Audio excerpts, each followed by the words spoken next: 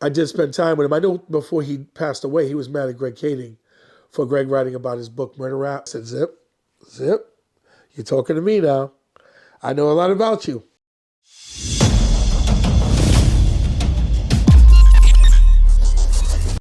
And I got to tell you a funny Zip story, because for the viewers who know who Zip is, Zip was so-called like Puppy's like uncle, like his he godfather, like his guy he kind of like, I guess, looked up to at the time.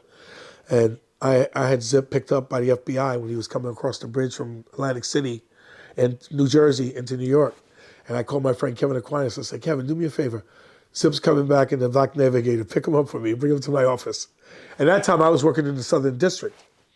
And Zip came in and he said, yo, man, Parker? Yeah, that's me. This ain't the police station. What am I doing here? This is the federal court. I said, yeah, that's where I work. Come on in. I got to talk to you. And yo, he was nervous as hell. And he was in there, man. We were talking. And I said, Zip, let me tell you something, bro. I know everything about you.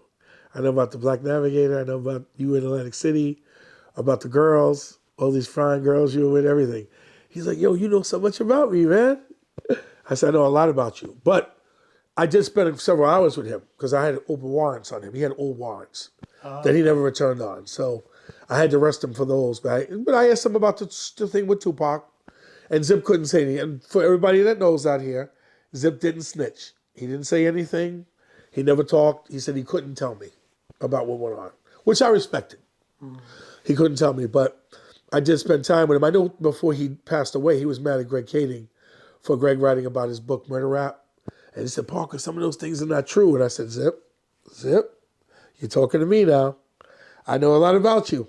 And he said, yeah, but those things, some of the things he said is not true. It's this, it's that. I said, well, you know, he wrote a book, and obviously he had to be vetted before he could put it out, you know. But Zip and I always had a relationship where we weren't friends, but if he needed to talk to me about something, he felt comfortable enough to do that. Right.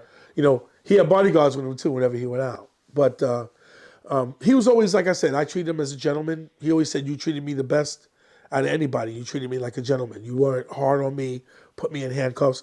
He did have a lot of beautiful women that came to see him because I let him take his property, his jewelry, because I had to take him to central booking and put him in the system.